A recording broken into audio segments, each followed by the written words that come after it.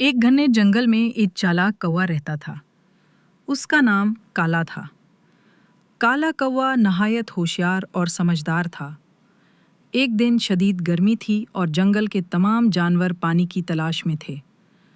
کالا بھی پیاس سے بے حال ہو رہا تھا۔ وہ اڑتا اڑتا ایک گاؤں کے قریب پہنچا جہاں اسے ایک مٹی کا گھڑا نظر آیا۔ گھڑے میں پانی تو تھا مگر سطح بہت نیچی تھی اور کوا اپنی چونچ سے پانی نہیں پی سکتا تھا۔ کالا کوا فوراً ایک ترکیب سوچا۔ اس نے آس پاس پڑے ہوئے چھوٹے چھوٹے کنکر جمع کیے اور ایک ایک کر کے گھڑے میں ڈالنے لگا۔